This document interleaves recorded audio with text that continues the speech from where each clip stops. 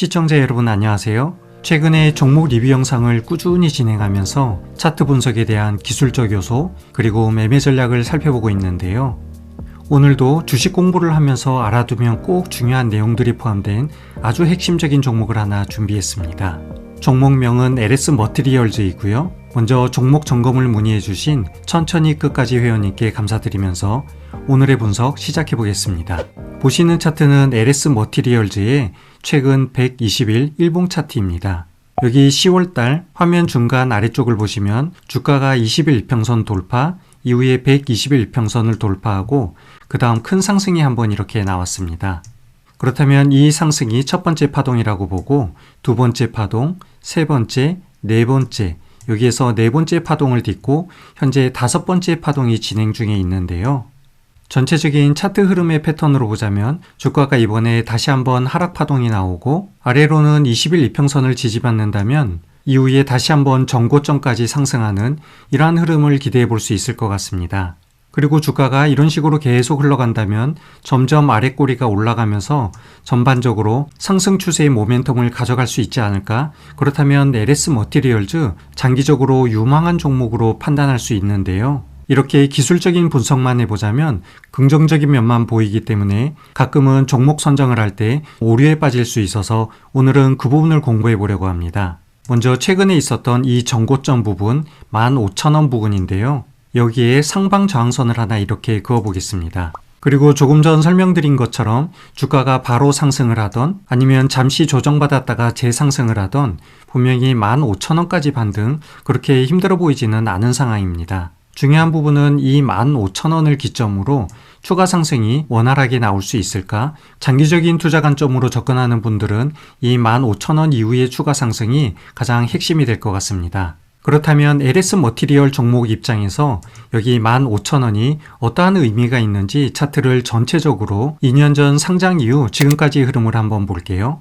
LS 머티리얼즈는 2023년 12월에 이렇게 상장을 했고 상장 초기에는 상승이 나왔지만 곧장 하락이 나왔다가 잠시 조정 그리고 반등을 하는 듯 했지만 그 이후부터 꾸준히 이렇게 1년 반 동안 하락을 하고 있었습니다.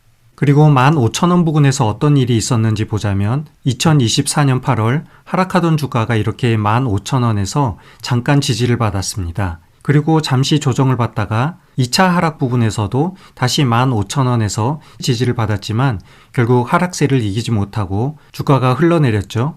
그리고 2025년 1월달 재반등을 시도했지만 결국 15,000원의 저항을 뚫지 못하고 다시 한번 실패를 했습니다. 그 이후에 거의 9개월이라는 시간이 이렇게 흘렀다가 이번에 재반등을 시도했지만 다시 한번 15,000원에서 큰 저항을 받았습니다. 사실 주가가 같은 저항선을 이렇게 뚫고 여러 번 터치를 한다 그러면 그 이후에는 이 저항선을 뚫고 주가가 큰 상승이 한번 나올 수가 있는데요.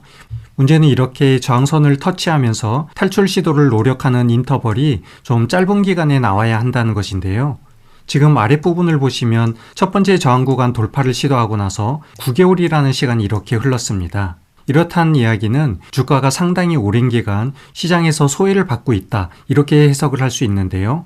그렇다면 왜 LS 머티리얼즈는 오랜 기간 시장에서 소외를 받고 있을까요?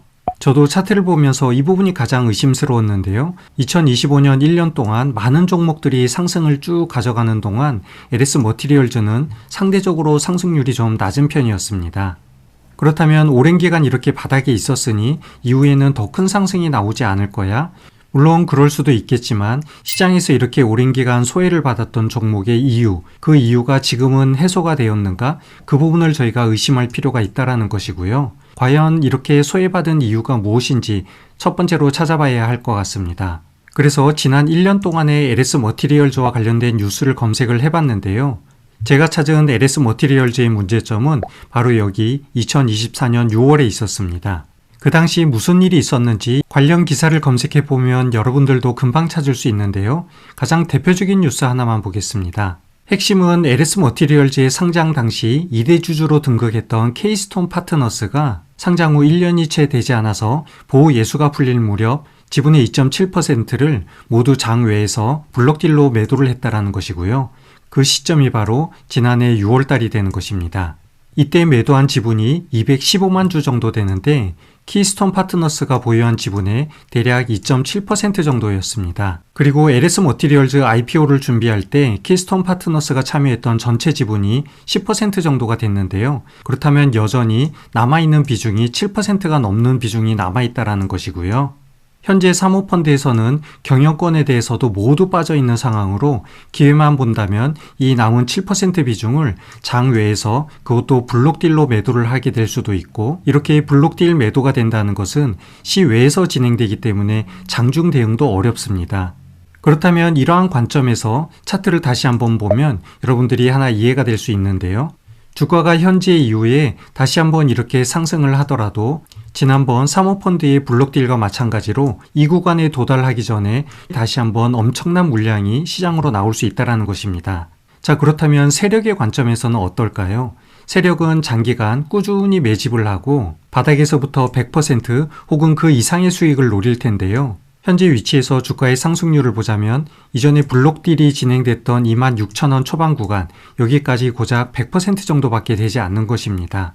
이 정도의 상승 가능성 가지고는 외국인이나 기관이 들어오기가 쉽지 않다는 것이고요. 또 그 아래에서 사모펀드가 마음만 먹는다면 대량의 물량이 시장으로 투척될 수 있는 그러한 위험성이 도사리고 있기 때문에 LS 머티리얼즈는 장기적으로 좀 불안한 종목이 되는 것입니다.